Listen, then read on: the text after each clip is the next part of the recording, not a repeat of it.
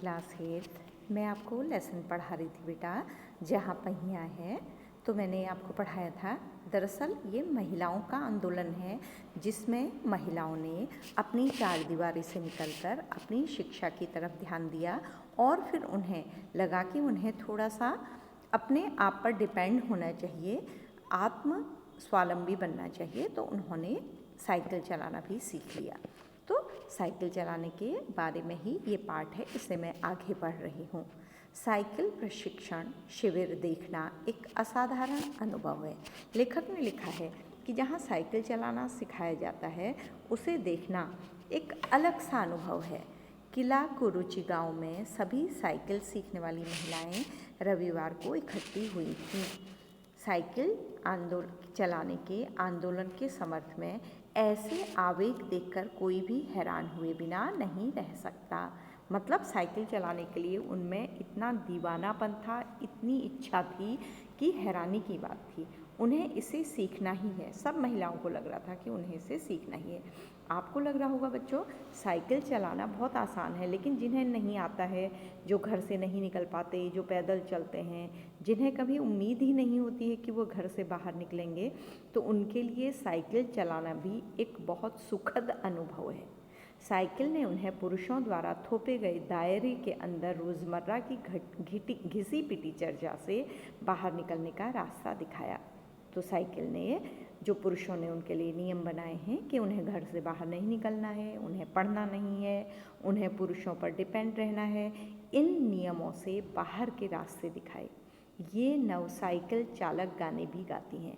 ये नई साइकिल चलाने वाली महिलाएं खुशी में गाने भी गाती हैं। उन गानों में साइकिल चलाने को प्रोत्साहन दिया गया। उन्होंने गीत भी बनाए हैं बच्चों, जिसमें साइकिल चलाने की बात की गई है, उसे बढ़ावा दिया गया है।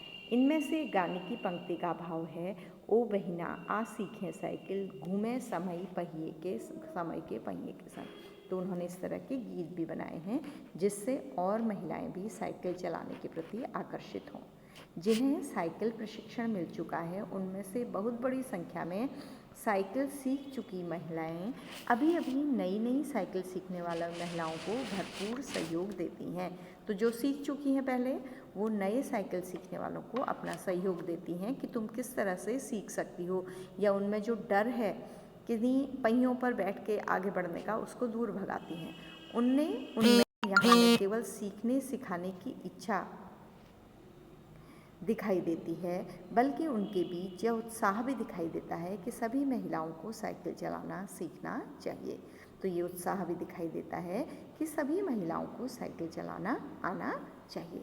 1992 में अंतर्राष्ट्रीय महिला दिवस के बाद यह जिला कभी भी पहले जैसा नहीं हो सकता। मतलब अंतर्राष्ट्रीय महिला दिवस के बाद ये जिला बदल गया, उसमें पहले की रूढ़ी रिवाज सब क्या हो गए, कम हो गए।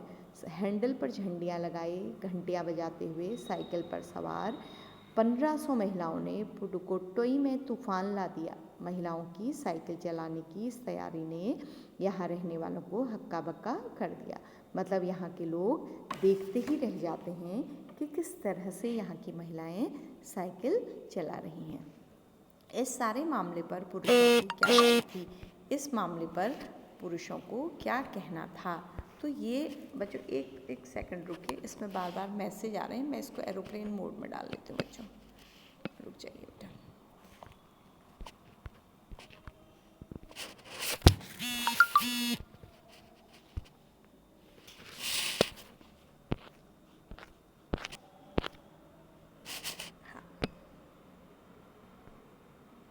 हाँ, तो क्लास, तो ये 1500 महिलाओं ने पुडुकोट्टई में तूफान ला दिया, मतलब चेंज कर दिया सब कुछ। तूफान लाने का मतलब तेज हवा से नहीं मतलब है, तूफान लाने का मतलब है सब कुछ वहाँ पर धीरे धीरे क्या हो गया, चेंज हो गया, बदलाव आ गया।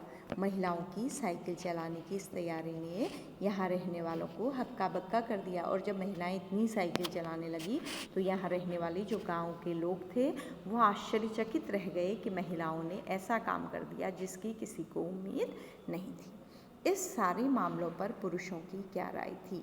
अब उनको लगा, लेखक लिख रहे हैं कि इस मामले पर पुरुष क्या सोचते थे। तो कुछ पुरुष थे जो इसके पक्ष में थे। इसके पक्ष में आर साइकिल्स के मालिक को तो रहना ही था। आर साइकिल्स के जो मालिक थे वो इसके पक्ष में थे कि महिलाओं को साइकिल चलाना सीखना चाहिए। लेकिन बच्चों, आपको समझ में आ रहा है वो क्यों थे इसके पक्ष में? क्योंकि अगर ये अभियान चलेगा, सारी महिलाएं साइकिल चलेंगी, तो उसको क्या लाभ होगा कि वो साइकिल डील करेगा, उसकी बिक्री बढ़ जाएगी बच्चों। ठीक है, इस अकेले डीलर के यहाँ लेडीज़ साइकिल की बिक्री में साल भर में अंदर काफ़ी वृद्धि हुई। माना जा सकता है कि इस आंकड़े के 2 कारणों से कम करके आंका गया। पहली बात तो यह है कि ढेर सारी महिलाओं ने जो लेडीज़ साइकिल का इंतज़ार नहीं कर सकती थी, जेंट्स साइकिलें खरीदने लगी। मतलब ये कहा गया है कि दुकान में बहुत लेडीज़ साइकिल बिकी, लेकिन ये आंकड़े सही नहीं था, ये डेटा सही नहीं था, क्योंकि कुछ महिलाएं पुरुष साइकिल को भी चला रही थी, जेंट्स साइकिल भी चला रही थी। दूसरे, उस डीलर ने बड़ी सतर्कता के साथ यह जानकारी मुझे दी थी। उसे लगा कि मैं बिक्री कर विभाग का कोई आदमी हूँ। दूसरा, जो दुकानदार था साइकिल का बेटा, वो ये भी साफ साफ नहीं बताना चाहता था कि कितनी साइकिलें बिकी, क्योंकि उसको सेल टैक्स पड़ जाता है, इसलिए वो चीज़ों को छिपाकर बताता, कम करके बताता। ठीक है। कुदिमी अन्नामलाई की चिलचिलाती धूप में एक अद्भुत दृश्य की तरह पत्थर के खदानों में दौड़ती भागती 22 वर्षीय मनोरमनी को लोगों ने साइकिल सिखलाते देखा। मनोरमनी नाम की एक महिला है जो और दिनों पत्थर तोड़ती थी, अब वो साइकिल सिखाने का काम भी कर रही है।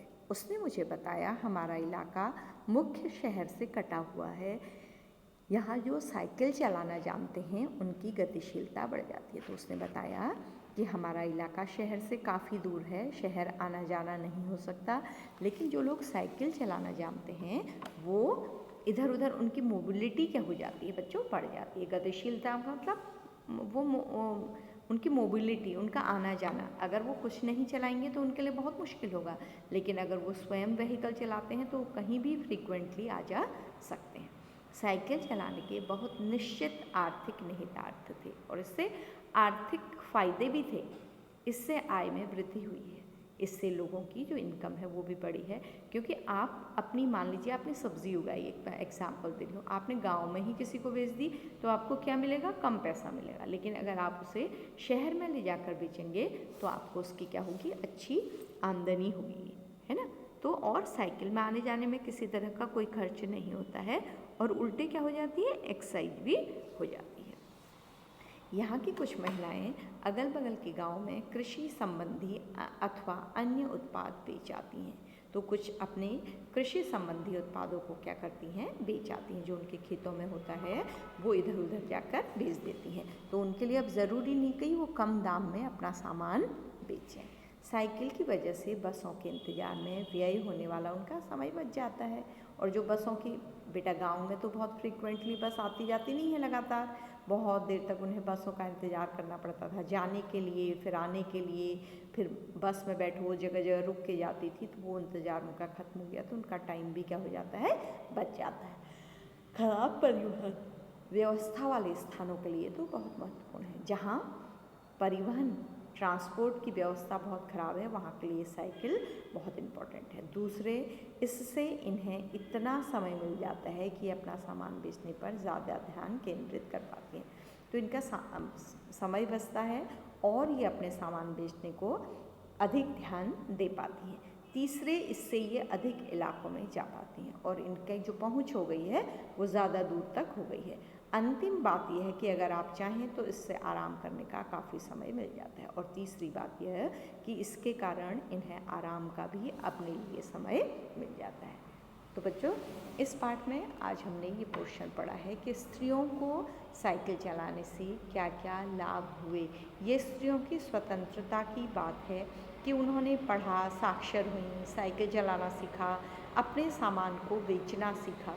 तो जो स्त्रियां घर के अंदर रहती थीं, केवल शारीरिक श्रम करती थीं, उस गांव में साइकिल सीखने के कारण वो अपने आर्थिक क्रियाकलाप को भी अब अंजाम दे पा रही हैं। तो स्त्रियों की आज़ादी की तरफ ये एक कदम है, उनकी प्रगति की तरफ। तो इस तरह से ये पाठ का पोर्शन हुआ। अब इसके पश्चात अगला पोर्शन अगली कक्षा में होगा। बच्चों ध्यान दीजिएगा, छोटी छोटी चीज़ें हमें कभी भी काम आ सकती हैं और ये पार्ट हमारे लिए महत्वपूर्ण है। Then thank you class, thank you class.